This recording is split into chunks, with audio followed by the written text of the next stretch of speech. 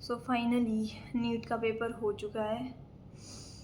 Comment section मैंने देखा, starting में तो पहले मैंने कमेंट सेक्शन ही देखा था कि देखते सबका क्या रिएक्शन रहता है। देखा तो भाई जो कमेंट भरे हुए थे इतने बुरे, मतलब देखकर एकदम। फिर उसके बाद मैं चली गई सीधा पेपर देखने की, देखते ऐसा क्या तूफ़ानी आ गया भाई। देखा तो फ़िज़िक्स सचमुच में भाई, फ़िज़िक्स सुपरफिशियल तो थी ही नहीं, फ़ॉर्मूला बेस्ड जो पिछले कुछ सालों से नीट का जो ट्रेंड चल रहा था वैसी तो बिल्कुल भी नहीं थी।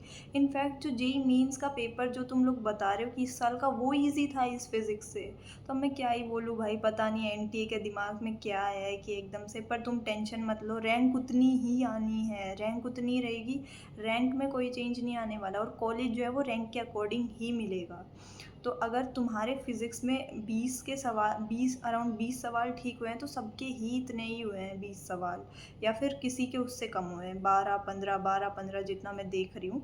तो अगर तुमने इतने सवाल अटेम्प्ट किए तो एवरेज ये सब ही चल रहा है, यूँ नहीं है कि कोई।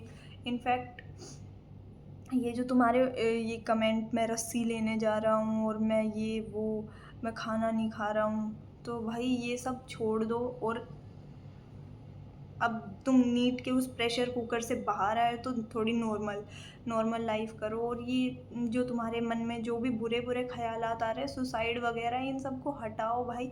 लाइफ नीट से ज़्यादा बड़ी है, लाइफ जो है वो नीट इस छोटू से NEET से बहुत बहुत बहुत बड़ी है। तो ऐसा नहीं है कि अगर इस बार नीट नहीं हुआ तो फिर कुछ भी नहीं हो सकता या फिर लाइफ में कुछ होगा ही नहीं। भाई इन सब ख़यालात से बाहर आओ। और दूसरी बात कि हाँ, पेपर बहुत ज़्यादा टफ़ था तो कट ऑफ जो है वो भी कम जाएगी, रैंक तुम्हारी उतनी ही आनी है, कॉलेज तुम्हारा वही मिलेगा जो तुम डिज़र्व करते हो। तो उसमें कुछ ऐसा नहीं है। पिछली साल मैंने पिछले साल दिया था, मेरा पिछले साल हुआ था तो पिछले साल रैंक बहुत ज़्यादा चली गई थी, मार्क्स ज़्यादा आए थे तो तुम रैंक भी देख लेते पिछले साल। तो वो उस चीज़ की कोई वो नहीं है, वो तो सबके अकॉर्डिंग अपने आप बेस लेवल पे आ जाएगी। हाँ, तुम्हारा अभी पेपर जो है वो बहुत टफ़ आया था, बायो भी सब लोग लेंदी बता रहे थे। तो पहले तो तुम अपने माइंड को भाई पीसफुल, इस जो ये प्रेशर कुकर था नीट से, इससे तुम अभी बाहर आए हो तो थोड़ा चिल करो, रिलैक्स करो। एटलीस्ट 1 हफ़्ता तो अच्छे से माइंड को इस चीज़ के बारे में सोचना बंद करो। मुझे पता है सोचना बंद नहीं हो पाएगा, लेकिन फिर भी कोशिश करो कि तुम इस जो भी ये इतने दिनों से तुम्हारा झमेला चल रहा था इससे बाहर आए हो। तो और ये फ़ालतू ख़यालात तो दिमाग में लाने ही नहीं है, ठीक है? तो बस इसीलिए वीडियो बनाई थी कि ये जो तुम सब लोग सोच रहे हो, ये जो अजीब-अजीब ख़यालात आ रहे हैं तुम सबके दिमाग में, इन सब को हटाओ और सोचो कि लाइफ़ नीड से बहुत बड़ी है भाई, ठीक है? तो बाकी पेपर का तो नहीं, जो बायो सब लोग बहुत लेंदी बता रहे हैं, तो आई गेस एक्चुअल में लेंदी ही होगी क्योंकि जैसा सब लोग कमेंट में लिखते हैं वही सबका ओपिनियन रहता है लगभग।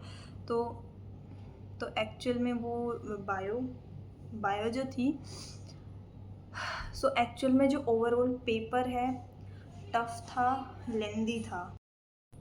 फिज़िक्स के सवाल बहुत बड़े-बड़े थे, 1 मिनट तो उनको पढ़ने में ही चला गया। 1 मिनट जो टाइम है 180 मिनट का, एक तो टाइम भी कम कर दिया है। पहले 200 सवाल थे एटलीस्ट, उनमें से ऑप्शनल रहता था सेक्शन बी, वो एक एडवांटेज रहता था। इस साल तो उसका भी, बट एनीवे फिर भी अपने अच्छे से, अब जो तुम फाइनली नीट ख़त्म हो गया है तो इस चीज़ से बाहर आओ, ठीक है?